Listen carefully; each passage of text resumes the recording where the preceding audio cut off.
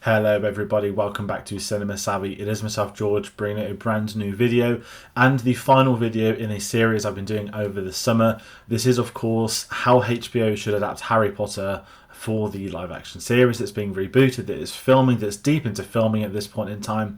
And we arrive at the Deathly Hallows, which also will signal the end of this series. 7 seasons of the show, which we think is going to happen in real life, kind of needs to happen in real life. And I'm going to be doing my best to look at adapting the Deathly Hallows into this. And for those that haven't watched any episodes of the series so far, for all intents and purposes, this isn't me being deadly serious, demanding HBO do it this way. This is simply how, if I were a showrunner or I was a writer, etc., which I'm not, this is how I would look to structure these 7 books into 7 seasons of TV. And I've set myself some rules in the process, a maximum of 8 episodes per season, each of which will have their own title that cannot be used in different ones. I'm going to open each season with a cold open, which will set the tone of a mystery of what is to come a little bit later on. And on top of that, I've also set a 90s setting, which we all know is part of it now it's in production. The reason why I say that and set that, I was planning this series back at the start of the year. I started reading them toward the start of the year. It took me a few months longer, mainly due to Order of the Phoenix. And if anyone wants some curious behind the scenes knowledge, I literally finished reading the Deathly Hallows 3 days before episode 1 went up on this channel. I was at a point where I was pretty tight with the deadline. I think I read 500 pages in 2.5 days, which isn't unnatural. When I was younger, I used to read a lot, especially on holiday, so I'm quite easy to put a few hours aside to read a book and just switch off from everything else. So I did want to make sure I'd read all 7 books before starting the series, because there are moments, particularly from this book, that crop up right at the start of season 1, episode 1, which I spoke about, and I'll be giving a little bit more thought on this. So I'm really excited to talk about the Deathly Hallows. Deathly Hallows is one of my favourite books. It's the book I've probably got the most memory with regards to it released in 2007. I just turned 11 years old. We were on a family holiday on a cruise. We didn't really go on them, and we were in Genoa in Italy, and we literally went around everywhere looking for a bookshop to find Deathly Hallows in English, which we're able to do. So I've got like an attachment and a story to that, whereas with 5 and 6, I just remember being bought them as they came out in a shop. Nothing extraordinary, but this is kind of what makes this a little bit fun to talk about, the sort of book ending, to bookmark the series. And obviously this will be the last thing we do with Harry Potter, probably for a while, until we start to get more concrete news or trailers or photos or something from the series. So I hope you all enjoy the series. This is a bit of a longer introduction. I do want to hear people's comments. There's been people that have been commenting on every video, which is really appreciated. Obviously, all 7 are up. There's a playlist in the description below that'll ping you through to all the Harry Potter stuff we're currently doing. And there's more than just this 7-episode series. We had a lovely fan casting series. There's been a couple of actors in that have ended up in those roles, which was fun. That was me, Tate, and Paul running that. We've obviously had the official casting announcements where we've done some videos, and we'll keep to do that. We only do official stuff. We don't comment on leaks. There are obviously other channels that do that comment on set photos, but not us, if I'm being completely honest. So, with that being said, I think it's finally time to talk about the Deathly Hallows. Episode 1, The 7 Potters. So the cold open for this one was very difficult to come up with, because I was torn between a couple of different stories. For transparency's sake, for majority of reading, I went in with the approach that I think I'm going to probably have the story of the Peveril brothers. And I'm glad I didn't do that. I didn't want to do the Deathly Hallows early. I know the films did it in such a wonderful way with the animation. But I've gone for opening season 7, what's going to be the final season of this show. I've gone for the cold open, which is going to be the death of Ariana Dumbledore. And this is one of the big mysteries of this season. I mean, you think about the Deathly Hallows, it's the final book. If people look at the films, it's got the action set pieces. They've got to find the Horcruxes. You're picking up from where book 6, season 6, film 6 finish off, no matter what you're doing. So to open with something that I think the films did a pretty mediocre job of addressing, and one of the big parts of the 7th season, one of the big parts of the 7th book, is the story of Dumbledore. That was he a trustworthy individual? Why weren't Harry told about certain things? Why are they now questioning his character and the revelations that have come out about him? And this is a big part of season 7. And I think we can have a lot of, I don't want to say fun with Ariana's death, but it's a moment that will be revisited multiple times across the season. I thought, you know what? That's probably actually a better way to open up this season, and obviously when the Dumbledore story is confirmed later on, which I'll detail, that's a huge part of the season 2. So that is my cold open. And the interesting thing about the cold open here is, and I'm going to say this where it really kickstart, the Deathly Hallows film, because they made the conscious decision to split it into 2 films, and I definitely agree with them doing that back in the day, that I understand there was talk of doing Goblet of Fire split in 2, then you'd be having to do 4, 5, 6 and 7. Doing a 2-parter for the finale really did work for the films. They were able to include the majority of the important things, and I know that casual audience members aren't as big on part 1 as they are part 2. Obviously one's very slow paced, looking for Horcruxes, the other's obviously the action, the Battle of Hogwarts. I do think they covered the majority of what was needed to be. Naturally, like many of our adaptations, there were still things that were cut out. You know, they ran for, I think, 4.5 hours, you could say, technically, those 2 films. Whereas obviously me running another 8-episode season, that's going to give you theoretically 8 hours to do the story. And you can go into a bit more depth on the other things, which is why I go with the death of Ariana at the start. Going back to the present day, we're still going to open at Malfoy Manor, and this is kind of why I wanted to talk about it first. When I was reading the early chapters, I forgot how well the films did a job of literally just taking it page to page over. I think because I had so many issues with the 6th one, with the 4th one, the 5th one they had to cut down, and they did a good job of cutting down. The Deathly Hallows is so refreshing, the scenes they're able to include. But what I would have is a little bit more detail with all the Death Eaters meeting. Is I want to set Yaxley up with a little bit more depth, and I can't remember if I spoke about Pius Thickness in season 5 or 6 video, but I actually want him to be involved a bit more, because he goes on to become the Minister of Magic. Obviously it's Voldemort pulling the strings, he's under a curse. I'd like to see that explored a bit more, his relationship, how did they get through to him, how were they able to do it. Maybe you want to have an actor that's hovering around in season 5 around the Ministry, or maybe season 6 with Scrimgeour. Also, thanks to the comment that corrected me on my spelling, on my pronunciation of it. Scrimgeour, I've been told, because I just always get it wrong. But yes, the opening scene from the present day is going to be Malfoy and Manor discussing the plan. Snape knowing the fact that it's going to be a different thing to get Harry out to get rid of the trace. Exactly as it happened in the film, they did a great job of that, and you end it with Burbage being killed above them all. And then we're going to obviously have for Privet Drive. It's going to be the last time we see the Dursleys in this season, in this show. I've spoke so much about them having like great comic relief throughout.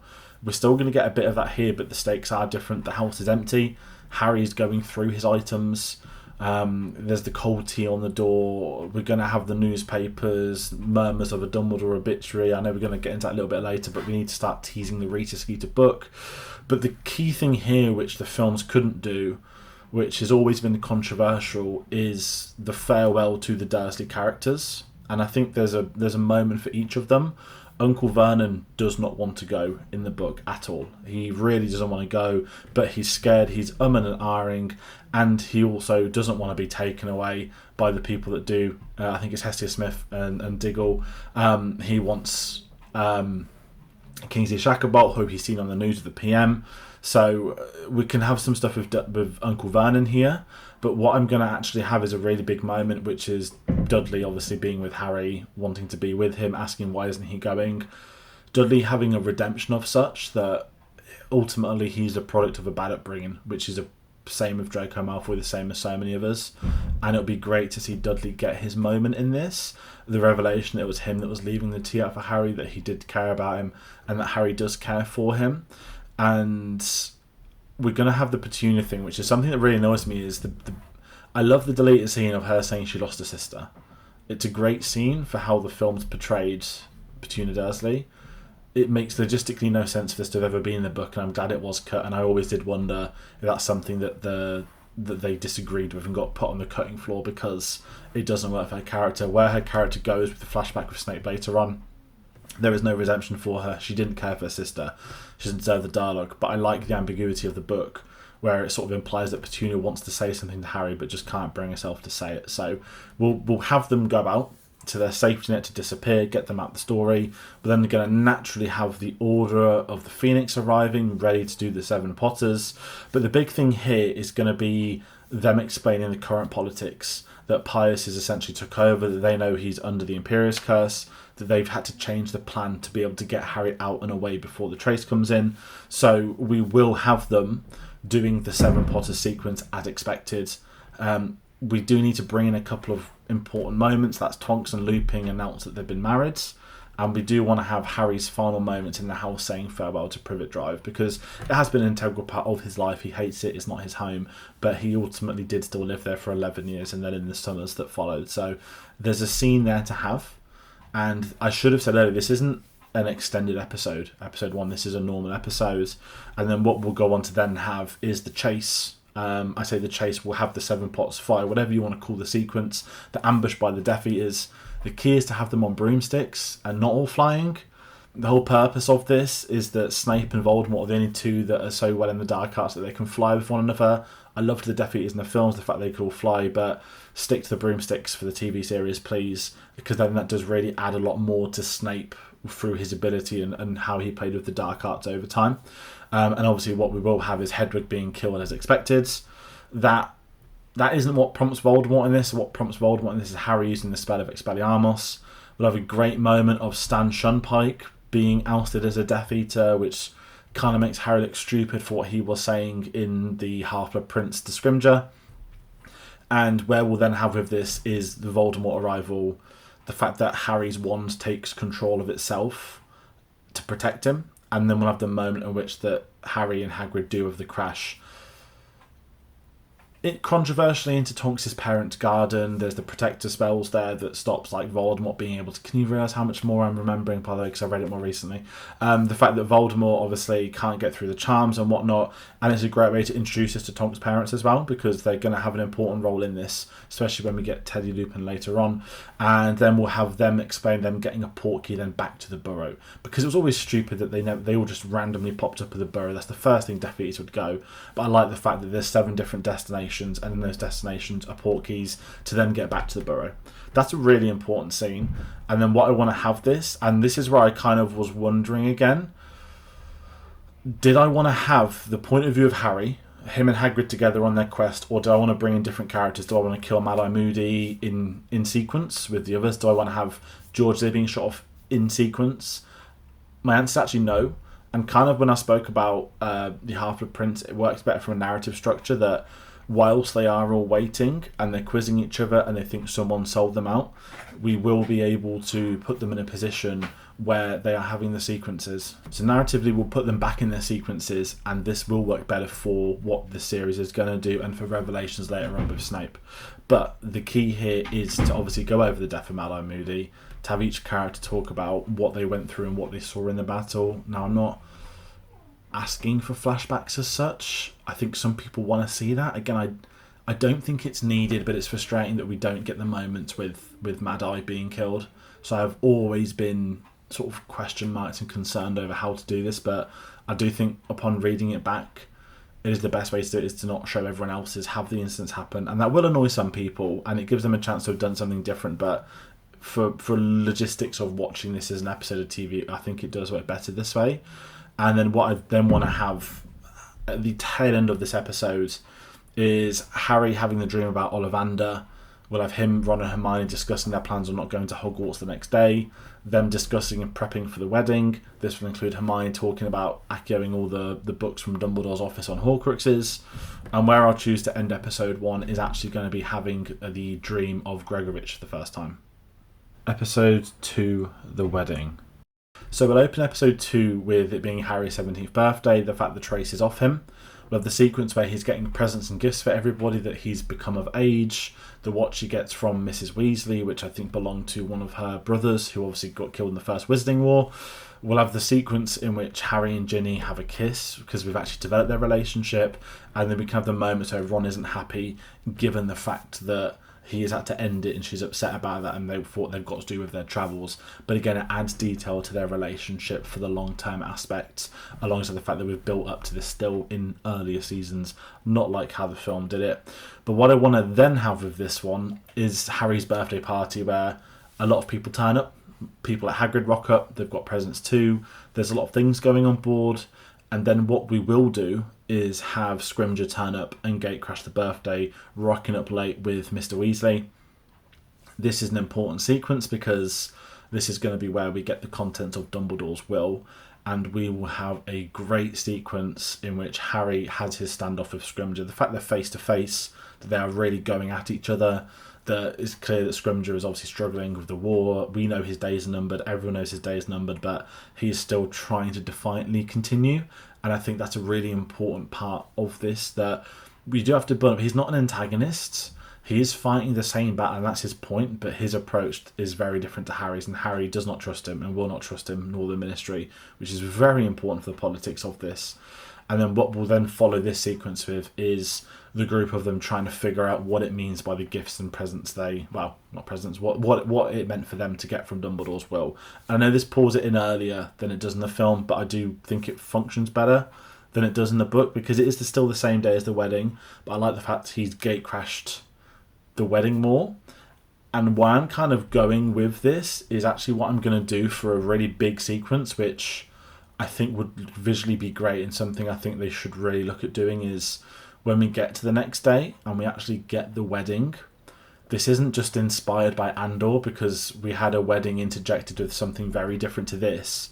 I want to have the wedding of Bill Weasley, Fleur Delacour, but I want it to be interweaved with the official takeover of the Ministry of Magic via Voldemort and all the others. And I think if they could get it right, and I'm just saying it, but I would love to see it from a canon standpoint, that we've known from the opening scene that they're basically going to have took over within a few weeks. We've seen from the moment before this that Scrimgeour is arguing with Harry. How is it the next day the Ministry of Magic has fallen? And I think if you were to put that in line with the wedding, the juxtaposition would be superb. Whether it be them taking their vows or having the ceremony, or him then sending off the Death Eaters to go elsewhere, I don't know, but it's something I think would work really well, would be very cool, and would again really big up the power that Voldemort has achieved by taking over without even needing to do it himself. I think that'd be a phenomenal sequence. But aside from wanting this juxtaposition, where I'm going to go with this is still having the most important parts, that Harry is in Polyjuice Potion for the whole of this, that he can't be seen there. We'll have him meeting Xenophilius Lovegood, introducing him. Obviously, we've known of him with Luna, but it's a very important part. The Deathly Hallows, the fact that Victor Crumb is there, he has an argument with him as well. That's going to be an important part to talk about. And we'll also then have Aunt Muriel there, who's going to obviously be talking as well about the book that's coming. Alpheus Dodge, don't know how to pronounce it, Doge or Dodge. Alpheus Dodge talking about it as well, because he wrote the obituary. So there's some really important stuff. But a big one from this is going to be Victor Crumb telling Harry about Grindelwald's mark. We know it at this point, the Deathly Hallows. And then we'll mention the fact that his wand was made by Gregorovitch as well. Where we're then going to obviously end this sequence is the Ministry has fallen, the Patronus, the Death Eaters are on their way, everyone's getting out, they're being attacked, and we'll have the moment where Harry, Ron and Hermione have disappeared and they've gone to Tottenham Court Road. And this is going to be really fun, because sticking to the 90s theme, this will be one of the first proper times we see people in the 1997 or 8 this would be at this point in time. So I'm just thinking what else on the double. And it would be interesting to see them in London, to see how they're going to look, the sets, they're going to rebuild them sort of the 90s. This is where, again, their era comes appropriate to it. And I think it's really important in this episode as well to really show what they're going to have to do in terms of going on to their journey. And by having the sequence at the cafe where the Death Eaters rock up, we need to obviously bring the fact Harry says the word Voldemort, that they have not clued on at this point that it is a term that brings people, that it's a taboo within itself. But we'll start to have to tease that down the line. And then where we'll go is them going from Tottenham Court Road to Grimmauld Place, which I doubt they'll film at the same Grimmauld Place, but if they did, it's only North London, it's really not that far either. And we'll talk about them having anti-Snape spells. I know the film does the weird Dumbledore hand-up thing, but we can talk about how it's protected. It's going to be their safe house, it's where they're going to go. We then need to have Arthur's Patronus coming in to say to Ron and the others that the family's safe. He's going to give them the politics update. And then we'll obviously also have in turn Voldemort being angry at the fact that it's not working with the Voldemort angry genes, basically. That it's not working well with Ollivander, that things haven't gone according to plan. Granted, he's took over the Ministry of Magic, he's still not happy. So I'm going to end episode 2 is a really poignant scene, I think. We'll have Harry in Sirius's room reading Lily's letter, the fact it's ripped off. But then where I'm going to end it isn't on that touching moment, is we will have the RAB cliffhanger where the door, RAB, bringing in the Horcrux from the last book. That's the right way, I think, to end episode 2 of season 7. Episode 3, Magic is Might. So opening episode 3 is going to be a really important one. I spoke in the Order of Phoenix about I want to bring the Horcrux in early, that we should see it in season 5, that the fact it was there under, I think it was Christmas Day, in book 5, where Hermione finds the locket and obviously Creature's not getting rid of his stuff. So if that's been in there, this is teased in a nice way. But what we're going to have is Creature's tale being a huge part of this sequence. We'll have the full flashback. We're going to meet a young Regulus Black, a character I understand why he wasn't able to make it into the film. I still wished it was developed a little bit more. And likewise with the books being written as the films were being filmed, they did not know the importance of other things. If you think about 2007, Order of the Phoenix film comes out the same month as this book comes out. So they wouldn't have known of a great many things that were in this that were being set up in that. And I think that's what makes it more difficult for me looking at Half-Blood Prince, but that's a different conversation. And where we're going to go with this is having a big character moment where Harry accepts that Sirius just treated Creature wrong, that Creature, for all intents and purposes, has been a victim whilst he isn't morally in the clear in his treatment. It was how poorly, like what I spoke about with Dudley and others, he is a product of the environment he was in. And for Harry's responsibility to accept that, to know it was wrong, and for him to do better is a great moment for Creature to have his redemption. And this is where things are going to change. He's going to be cleaning the house. He's going to be doing all this great stuff for them. And it's going to 180 his relationship, which is very important to keep going. But what I'm going to have with this one is following all the sequence with Creature. We're going to have Lupin rocking up. We're going to have him explaining the current politics of what's going on at the Ministry of Magic. We'll have him talking about what happened after the Burrow, that Voldemort is in full power via Pius. We can start talking about Muggleborns being rounded up, the fact Hogwarts is now compulsory for anyone with magical abilities, even people obviously with Muggle backgrounds who would obviously be taken away as we expect. And then where we're going to go with this is Lupin and Harry's argument, when Lupin's going to tell Harry that Tonks is pregnant, and then we will have Harry kicking off about him basically wanting to go AWOL on his wife. Lupin being genuinely outraged, it getting very nasty, him storming out, disappearing after Harry says you've got to be with Tonks and the baby. That's an important scene. That's a really important scene. And Lupin's a character I really enjoy, and he absolutely has some horrific negatives about him in this way, that he's a very cowardice, and he's a coward because he lives in fear of obviously being a werewolf, passing that down. But to still abandon a child is a conversation within itself, and I love the moment of Harry calling him out. It's a very brave thing to do, and it's obviously got big repercussions for later on in this episode. But where we'll then go with this is having Creature returning with Mundungus, who announces that he sold the locket to Umbridge. Yes, we'll be bringing her back, and then we'll start to hatch that there's going to have to be a plan to get the Horcrux from Umbridge within the Ministry of Magic. In this time, we'll talk about Snape being made the head teacher, and we'll also have a bit of time passing, because the key with season 7 is to have time passing, because they're not at Hogwarts. It might look like it's took across 2-3 weeks, but it takes place amongst an entire year, the events of this book, or 11 months at least. So we'll have them spying on the entrances to the Ministry of Magic as a little fun montage sequence. Creature, as I said, cleaning the house, being better. It's a great way to pass time by. And we'll also then have a further dreams of Voldemort sort of looking for the wands and searching for something they don't know what that is yet. And then we'll get to the moment where they hatch the plan for the Ministry. The Yaxie's going to be with Ron. We'll go to the Ministry. We'll have the sequence there. Yaxie obviously ends up with Ron. Harry ends up in Umbridge's office. We'll have the Mad-Eye Moody Eye being taken off the wall as well. And we'll have Hermione ending up with Umbridge herself. And this is where, again, the film's nailed it. They have the sequence where Mr. Weasley sees them in the lift. He knows they're all being spied on. We'll have them in the courtroom, the fact there's Dementors there. And obviously we've got to get the sequence in which he gets the Horcrux from Umbridge. It's a very important scene, and it's a scene that's done so well before. And you can kind of do it in the same way as that they will be taking the Horcrux from Umbridge. We'll have them escaping, and the fact that they can't get to Grimmauld Place because Yaxie's obviously got a view of it, so they know that is no longer somewhere they can go to. So we now have to have them on their travels in the woods in the middle of nowhere. Where we're going to go with that is Harry dreaming of Gregorovich's death, knowing Voldemort's killed him. We'll have Mad Eye having a burial for his eye. And then we need to start to play at the fact of the Horcrux that the necklace is the One Ring, isn't it? It's going to make them feel miserable and horrible, and we'll start to have them rotating it, getting more miserable with one another. But something I want to talk about in this, and this is where this episode gets tricky for me, we have to have a sequence of them trying to figure out where Horcruxes are, and this is where Season 6 is important. That Harry knows, and because he knows Voldemort, the others don't know Voldemort, but he tells them everything. Voldemort prizes possessions and things, significant wealthy items of historic importance and influences, and we can use that to start to think, okay, there has to be a Horcrux at Hogwarts. Harry's adamant all year round because it is going to pull us to the Battle of Hogwarts at the end of the season, so we need to start bringing that a little bit earlier. What we'll have on this one is another big scene which was cut. We'll have them stumbling across Griphook, Ted, Dean Thomas, Ted Tonks, those that don't know, and Gornock, who is another goblin.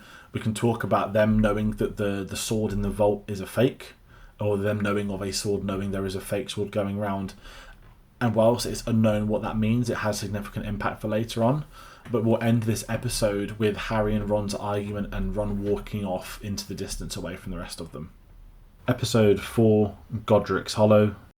So you know the title of this episode, where we're going to go. We're already nearly at Christmas at this point in time, but we have to have the Godric's Hollow sequence. Them looking for the sword, thinking it's there, starting to put all the clues toward Bathilda Bagshot.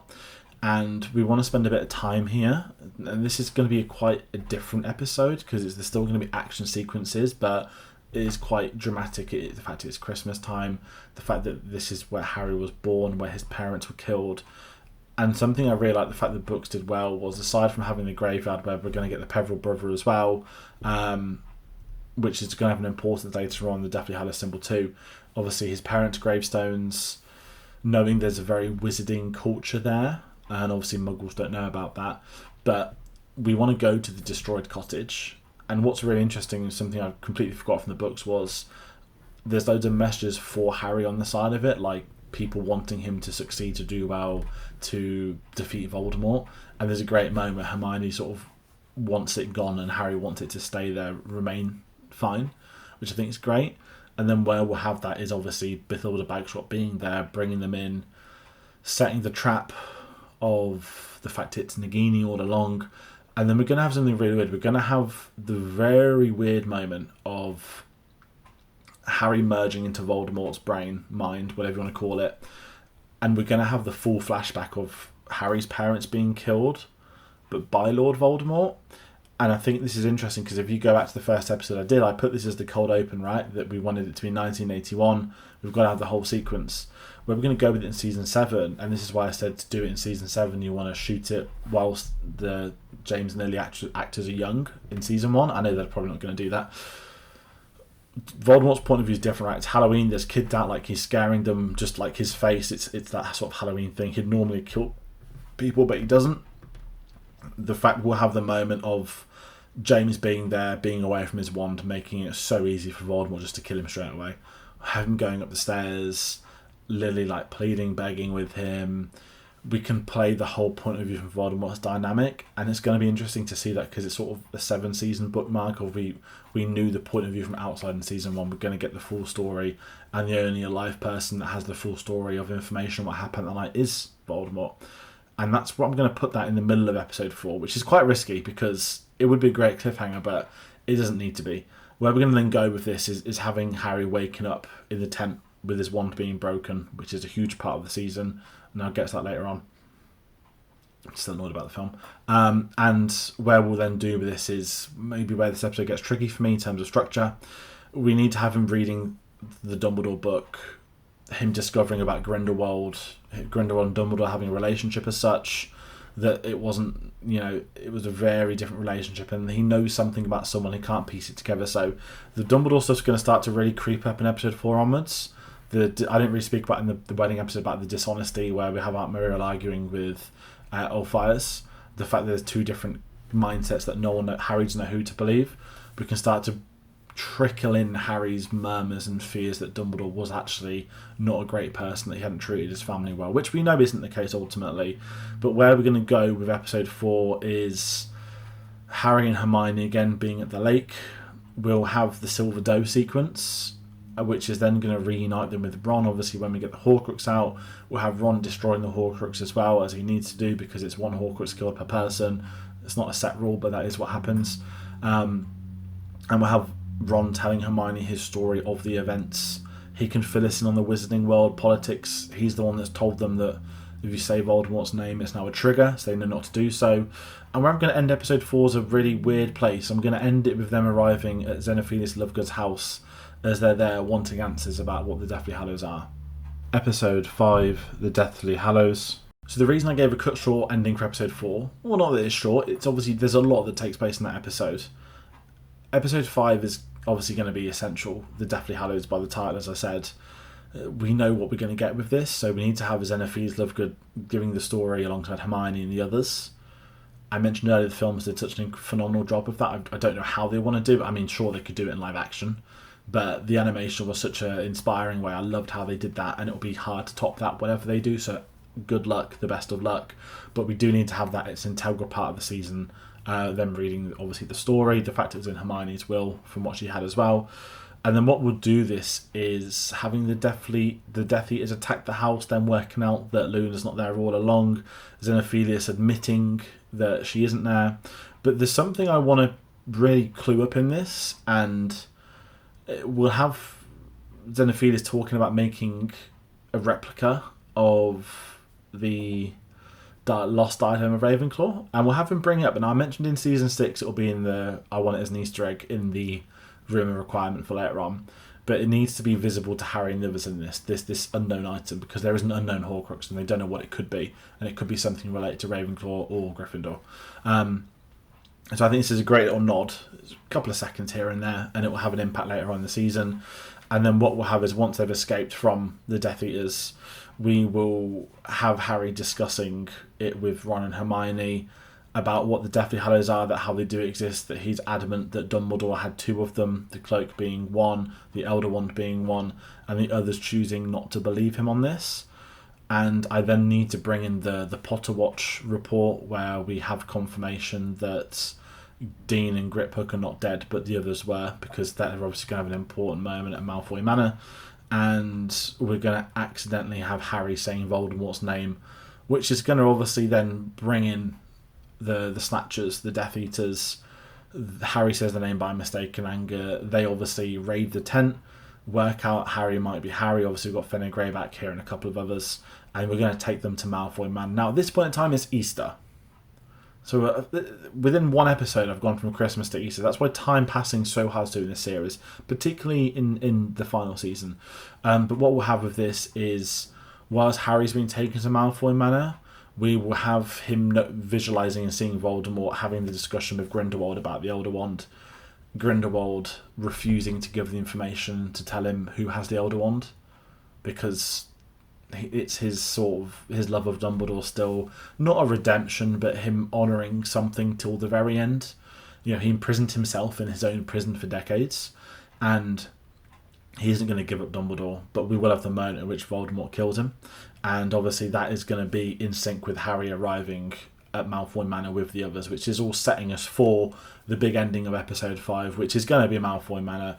We need to have Bellatrix losing the plot after seeing the sword, her torturing Hermione. We need to have Peter Pettigrew being killed by the Hand after they cash in the life debt. We need to have Dobby arriving. Oh god, there's so many things that happen here. Dean Thomas is here, as I said earlier. We need to have Ollivander here too. And then what we'll have is Dobby taking all of them out, Harry taking Draco's wand, which is so important to this as well, and we'll all have the moment in which they disappear, which ultimately does lead to the death of Dobby. Now, this is going to be way more impactful in the series, because I've spoke about him in every season, that he has such a more integral role in the books, that he popped up more often, and it has much more of a tremendous impact reading it now. And it's absolutely the right way to end episode 5 is on Dobby's death. The same way the first one ended. But Dobby's death has to end episode 5. You might be thinking, cross the might, they're 5 episodes in and he's only at basically the end of part 1 of the first film. We're going to get to why that is the case. So let's talk about episode 6. Episode 6, Gringotts. So the opening of episode 6 is going to be the funeral for Dobby, which is going to be a lovely sequence. The fact Harry wants to bury him as humans would bury him, non-magic stuff, dig a grave himself.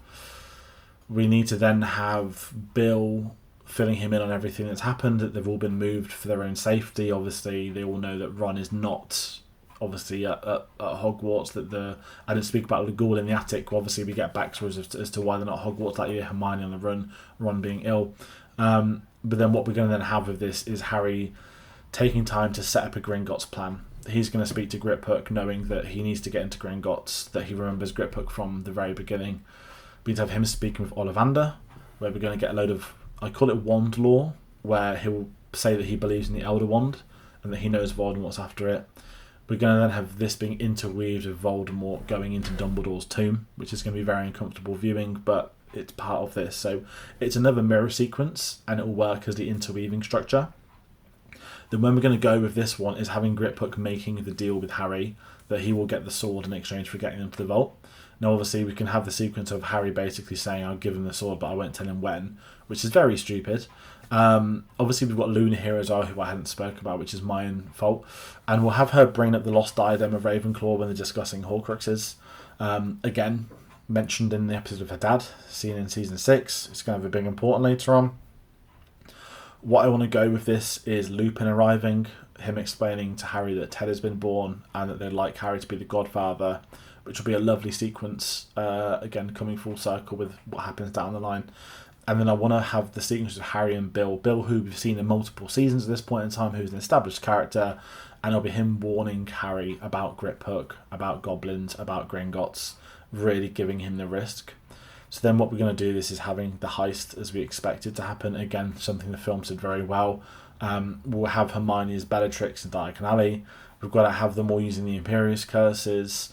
And like what happens in the vault, immediately in the vault as well, we know that this is something that annoys me with the film, but we know watching in this season, because of season 6, that the cup of Hufflepuff is a Horcrux. So the moment it's seen in the vault, everyone's going to remember that flashback from season 6, or they can put it on the screen.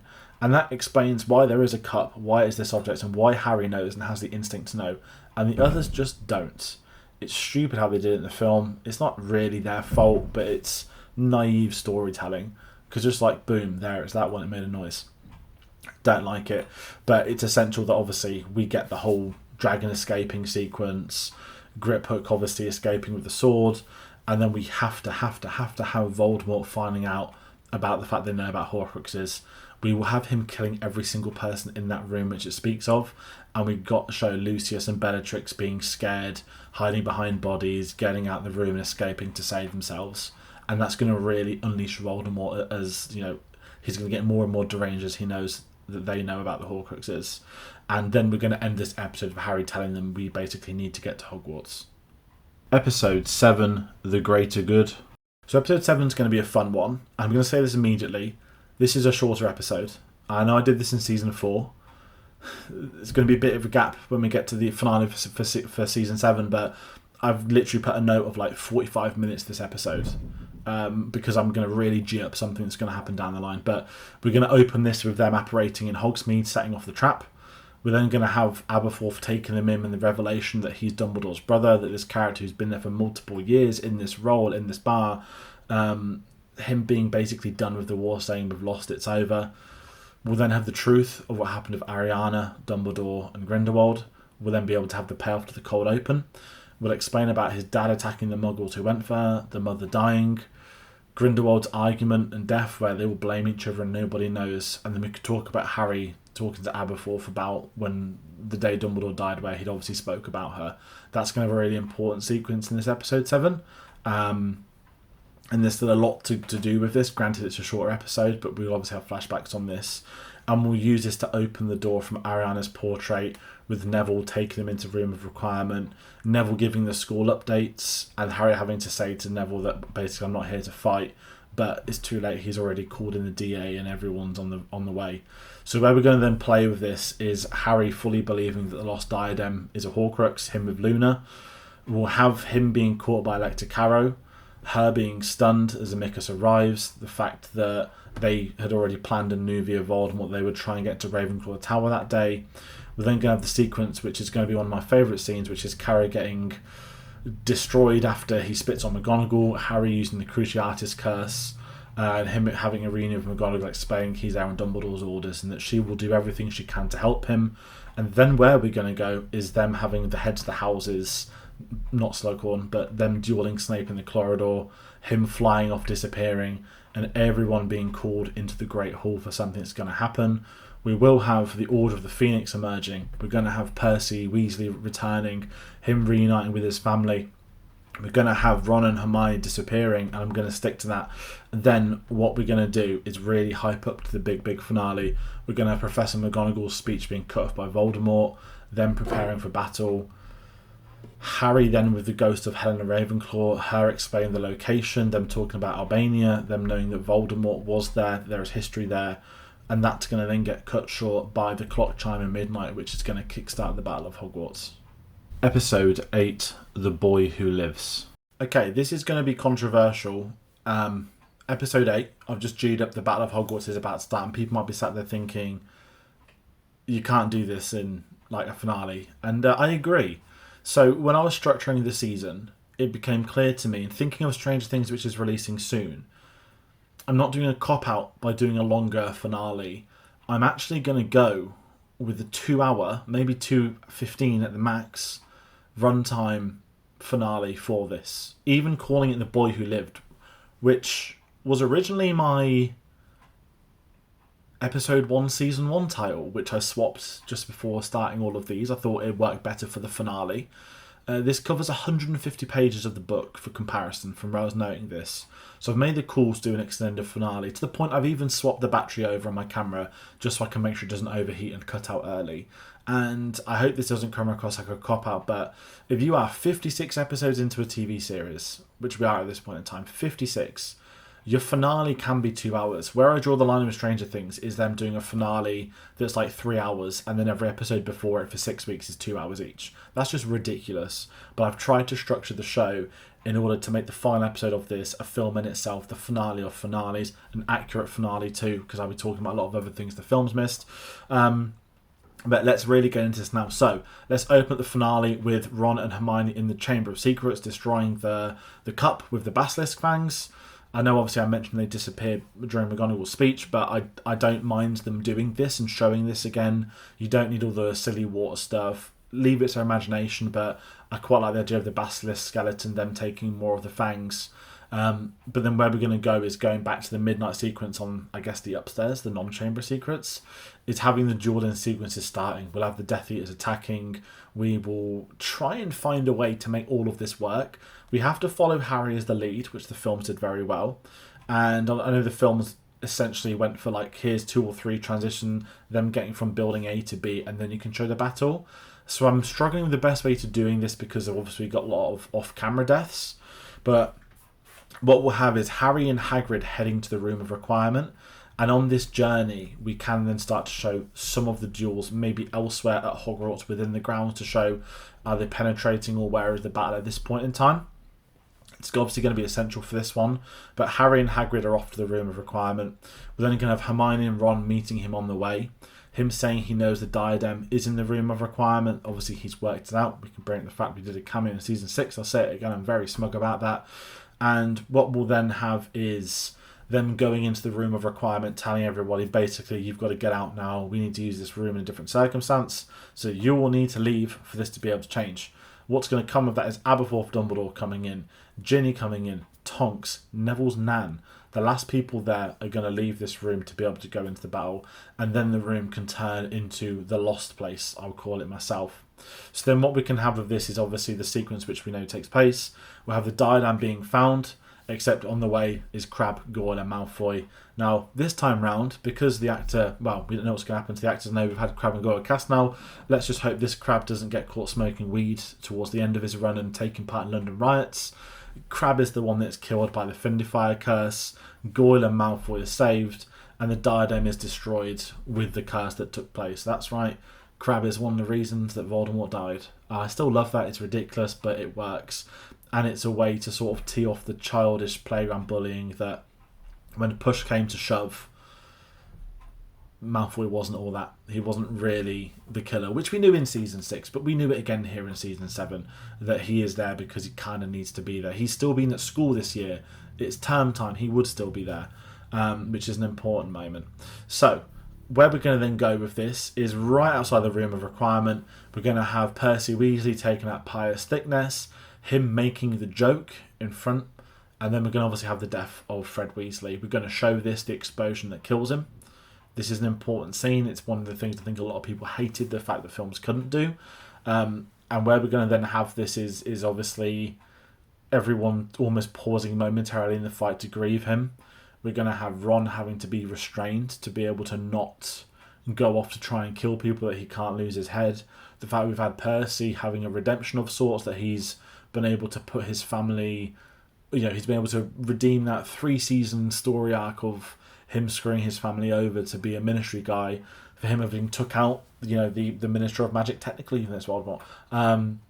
It's a big scene. It's one of the biggest losses that happens, and visually, the fact that they're all present as it happens, it's so momentarily, it's so essential. And even the horrible moment where they'd have to put his body in the side where a statue is, just to store it away, we can show all of that, because this is going to be an integral sequence.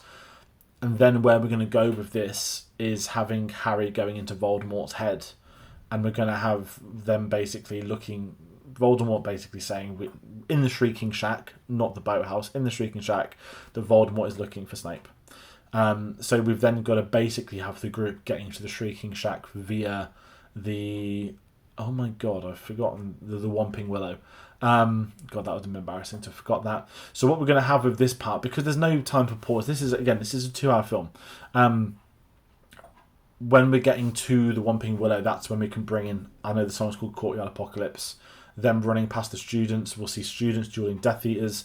Hogwarts house members chose to stay behind. Some of Ravenclaw did, but most of them didn't. Obviously Slytherin didn't, Gryffindor did. So we can bring the house dynamic, but in this montage we'll be able to have certain things happening. We'll be able to, and I think they've got the invisibility cloak, in memory serves me right, but we've got Malfoy, them saving him once again, Ron punching him in the face.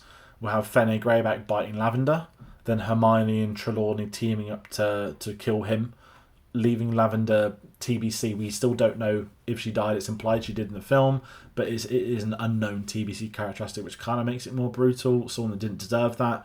While she's a laughing joke in Season 6, she has been there with them for 7 years. We'll have the spiders coming for Hagrid, but the Grawp then being involved, fighting the giants and fighting with Hagrid. So we're going to bring the brothers into it.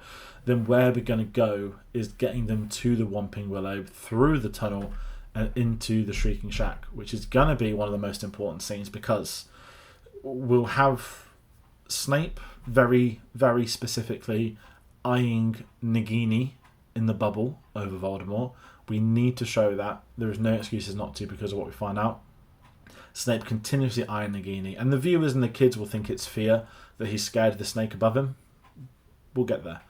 Then what we have to do is have Voldemort killing Snape, explaining the fact that because Snape killed Dumbledore, that the wand answers to Voldemort, etc., etc.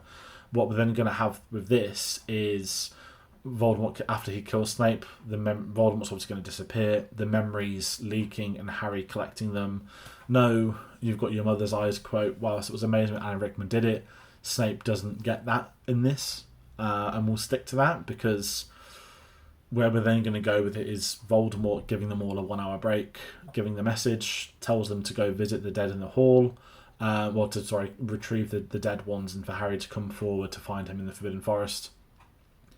Where we're going to go, this is having Harry go into the hall.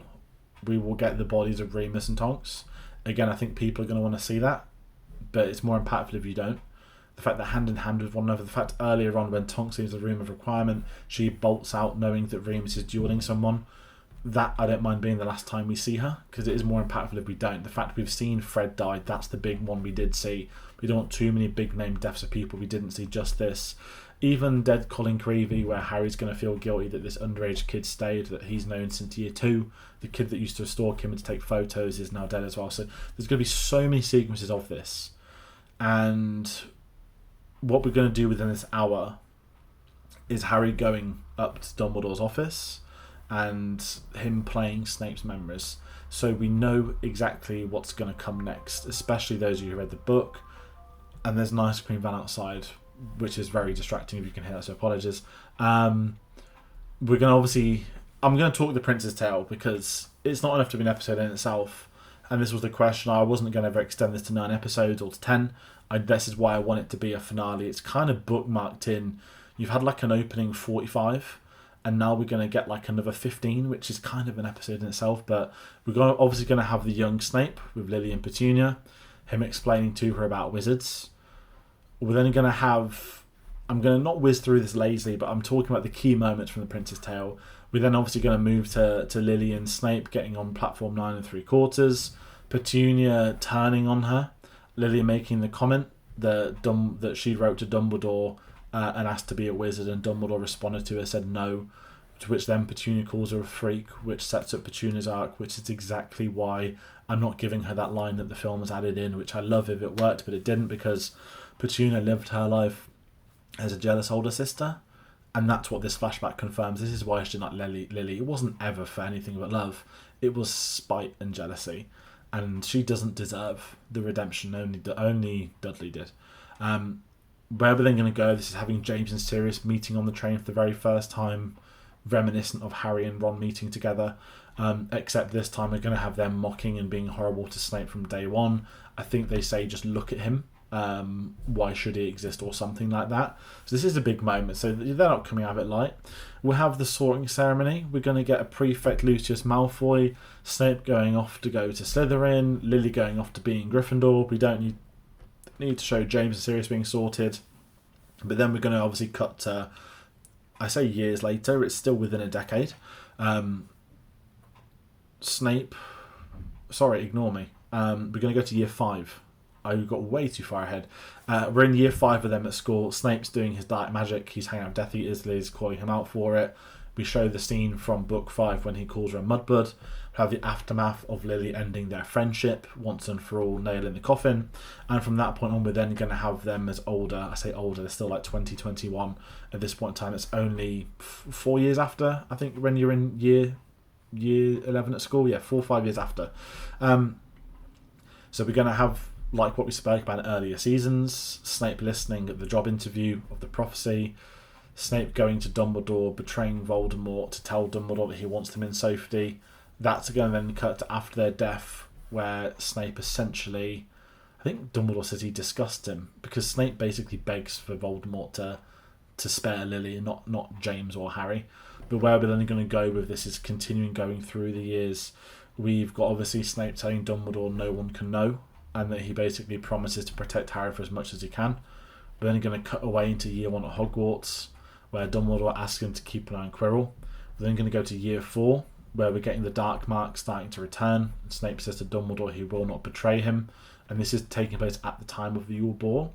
We're then going to have year 6, which is obviously Snape healing the curse for Dumbledore, Dumbledore saying that he obviously must kill him, that they have to make the agreement, which is part of the unbreakable vow. And then we're going to get later on in year 6 where Dumbledore tells Snape that Voldemort will keep Nagini closer to him, and there is a point that will come where Harry must know he's a Horcrux and he must die. My favourite line of all of it, the pig for slaughter. We're still not done, we're still going, and I'm reading the notes because I don't want to miss anything. We've got the year 7 moment as well. We're going to have the portrait of Dumbledore where Snape's been talking to him, Dumbledore giving them the false dates to move Harry, so we can correct that from the start of this.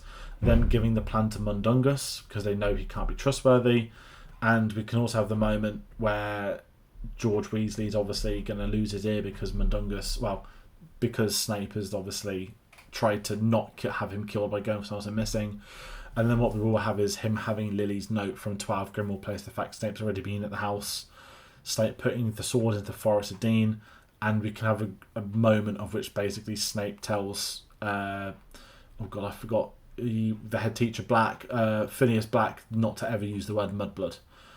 So it's exactly as you think of The Prince's Tale, but it elaborates on everything the season has showed, elaborates on everything the books have done and delved into, and it'll be very different. Personally, it's not a redemption for me. It is like a heroic act by a terrible character, terrible morally, not terribly written. And it's an integral part of the story, and he is brave, going back to season 6, where, you know, he speaks to Harry, don't ever call me a coward. Whilst he was a terrible person, he has paid the prices for that, obviously with his death eventually too, but this is the moment where you realise, okay, he was on the right side all along. Doesn't mean he was a good person, he was an abhorrent teacher, an abhorrent person, but he was on the right side in regards to being on the right side of the war. And that's a lot to take in. So yeah, some people might say make it 9 episodes. I'm not. I'm sticking to 8 still. As I said, a 2-hour finale. It's going to be intense. And they probably won't do it like this when it gets around to it. But where we obviously have to go at this point is Harry obviously accepting and knowing the fact that he needs to die. And we're going to have the Slong walk back to the Forbidden Forest.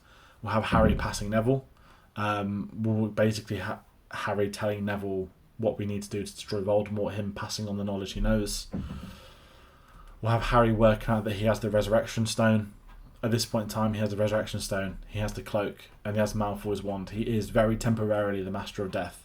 Whilst he isn't holding the Elder Wand, he has the power of the Elder Wand. He has it on him. He is the rightful owner. So at this point, we will have this. When he gets the Resurrection Stone out, we're going to obviously have Lupin, Sirius, Lily, and James with him. Them staying with him, walking through to Voldemort. And then obviously what we're going to go with this is him dropping the stone at some point in the forest, doesn't matter where. And then we're going to have the moment of Voldemort killing Harry, in italics. What I want to do this is actually have a quick montage of his loved ones as he sort of closes his eyes. He will think about the people that he's loved, the people he's going to miss. And then as Voldemort goes to kill him, but then obviously going to get the King's Cross sequence, which is going to be another big moment. And from this point on, we're going to obviously have Dumbledore and Harry at the King's Cross in Purgatory. Dumbledore explaining about what kept Harry alive is because Voldemort used his blood in the 4th book to come back to life. That in turn kept Harry alive, and Dumbledore actually knew that Harry wouldn't die at this point. It does clear that up a little bit more. And then where we're going to go with this is then having Dumbledore discussing the Deathly Hallows with Harry. The fact that he was essentially basically a bit of an idiot. And that it ultimately cost him his life. We can speak about the fact that obviously he'll confirm about him and Grindelwald when they were younger. They had the same goals and that they didn't want to do that. He'll explain really what did go happen to his sister. And then when we're going to go with this is having him being known as the official Master of Death. It's a really big sequence. And we'll talk about him putting the ring on in the flashback in 6, which ultimately led to his death as well. That he basically says that he was an idiot, that he was too greedy, that he couldn't trust himself with the Hallows. So that's how we're going to do that sequence. And then we'll basically have the final pep talk, which is go back and finish the job, kill Voldemort. So we're heading into the final stretch, and then where we're going to go with this sequence is having obviously Voldemort being incredibly weak, the fact he thinks Harry's dead, Narcissa going to check, her knowing he's alive, him saying Draco's alive, Hagrid carrying him through to the Hogwarts grounds, the crowd coming out, Neville coming out to charge him. What we will have is a really important scene, which is Voldemort bringing out the Sorting Hat, goes to set the Sorting Hat on fire on Neville's head, by the way, basically saying that moving forward there will only be one house at Dumbledore, and that is Slytherin. And then when we're going to get into the big final action sequence, which is basically where it all went wrong for Voldemort. Now, if people never clocked this is what I'm going to have. We're going to have all the creatures coming to attack him. We've got the Centaurs, who are going to attack Voldemort from the forest. We've got Grawp. We've got Thestrals attacking him. It becomes the final hurrah, and what keeps the war going is, ironically, all of the species that Voldemort that thinks he's above. They are all the ones that are responsible for that downfall, and in this moment of panic in this attack, Neville beheads Nagini with the Sword of Gryffindor. We can even bring out the House Elves, who are there in the kitchen, to come out and attack with Creature, and then it's basically going to push everybody into the Great Hall for the final showdown. There are so many duels happening one by one. I think at one point you've got McGonagall, Slughorn and Kingsley all fighting Voldemort. You've obviously got Bellatrix versus Molly. But what it shows is one by one the Death Eaters keep losing. Hagrid obviously kills McNair, obviously going all the way back to Buckbeak in Prison of Azkaban. You've got so many one-on-one duels happening, it's going to be insane. And that's why I wasn't too desperate to show them at the start of this episode. But one by one they're losing, and it's going to get down to the final two. It's like something like Mortal Kombat, and you're going to have Voldemort witnessing Molly Weasley killing Bellatrix, and we'll have Harry saving Molly as well, and him revealing himself to Voldemort. And this is probably the most important scene of this. Voldemort's death, the fact at this point he has no Horcruxes, he's a mortal man. We're going to have Harry basically talking it down to Voldemort in front of the entire, let's say, wizarding world at this point in time. He can go through all of his failures. Harry confirming that Snape was on Dumbledore's side, that he was spying for him still. The fact that Malfoy was the true owner of the Elder Wand, not Dumbledore. And we'll keep having Harry one by one destroying, embarrassing, defeating Voldemort in this moment, which is Voldemort being killed with his own spell rebounding and just dropping dead there and then. No silly paper mache folding up into 3D imagery, just him dying, the one thing he didn't want to do, which as a mortal man. And that's so important, and is something that I find unforgivable with the film. And the way he goes out is honestly one of the biggest moments. And it isn't just ended there by some of the ridiculous stuff that they did. Harry repairing... Well, destroying the Elder Wand is one thing. He obviously put it back into Dumbledore's tomb, which is fine. But Harry uses the wands to fix his own from earlier on. I don't know why that never made it to the film. There's no logical reason for that. That was just stupid. Snapping into throwing off a bridge. I'm sorry, I don't agree with that. And I don't mean to get intense with lore. It's a minor thing, but it's a very stupid thing. Like, imagine if like Frodo, I don't know, Frodo threw the ring in the fire in the end, and it wasn't the whole point of Gollum biting his finger off to do it himself. It'd just be ridiculous. But obviously we've had the big action sequences. We've had obviously the flashbacks. We've had the purgatory. The war has ended. Where we'll then go, this is Dumbledore's headmasters. We'll go Harry going to the office, him talking to the portraits to say what happened. We'll have updates on the Wizarding World. We'll have confirmation that McGonagall is going to be the new headmistress. That Kingsley Shacklebolt has been made the new Minister of Magic. We'll have a lovely little montage to end it all on, to show them all settling after this battle. Not, this is what happened in the 3 months that followed. An actual definitive ending to Harry Potter's story. And then where we go with this is the 19 years later sequence, which is where the series will finish. The fact I'm probably already looking 10 years ahead in real life is quite sad, but that's where the episode finishes, the show finishes, and I guess where I can say this series finishes. So, yeah, that was quite a mouthful. I don't know if this is going to be longer than the Philosopher's Stone one, but as you can probably tell, I'm a big fan of this book. Is it a cop-out that I did a 2-hour finale? I don't think it is. I think in the logic of storytelling in a series, you can do a 2-hour finale at the final episode of a series. Like I said, Strange Things set a good idea for it, but they just went too far. But I would like to see this. I'd like to see the entirety of the Battle of Hogwarts within itself as its own film. And I do actually think it's the best way to structure Season 7, which is the final season. And that's where I'm going to end this out. So, everybody that's been watching at home, thank you so much for watching this video. Whether you're watching now, weeks away, months away, maybe years away, maybe people are going to come back to this in the future as the series goes on and on. I've got no idea. Will I revisit this in 10 years' time? Probably not. I might not even be here in 2 years, let alone 10. Who knows? So it's one of those things where this has been a fun series to do. It's probably the most intense series I've ever done on the channel. The fact that I technically started this in January reading The Philosopher's Stone, and I'm recording this on the 9th of September, and this is going up on the Thursday. This will sit here on our channel, on playlist, will be revisited. It's been fun to do. Been a bit different, and I'm glad people have took to it, because my biggest fear was no one watching it, no one commenting, and it just being in the ether of irrelevance, and it hasn't been, I think, without that sounding arrogant. So a massive personal thank you from me to everyone that's been watching this. If you watched all 7, fair play, I really appreciate that, and I'd like to know what you want to do. I'd like to know what you want to see. Have I missed things? I do like when people point out when I'm wrong, because I'm more than willing to own them. I'm not a dictionary of this series, of the franchise, of the books. I've obviously reread them all, and obviously I guess I can say I know them to an extent, but you're never going to find me being one of them people on YouTube that's like, by the way, I know more than you. That's not my intention, so I hope I've not come across like that, but this is simply how I would have adapted Harry Potter to HBO, and I hope you've enjoyed the series. In terms of outros from me, we will be covering the Harry Potter HBO series as much detail as we can. And there will always be new reviews on the channel, whether it be film, whether it be TV, discussions and more. I've had a pleasure doing the series, and I hope you all have enjoyed watching it too. So that's it from me. Thank you all so much for watching, and I'll see you on the next one.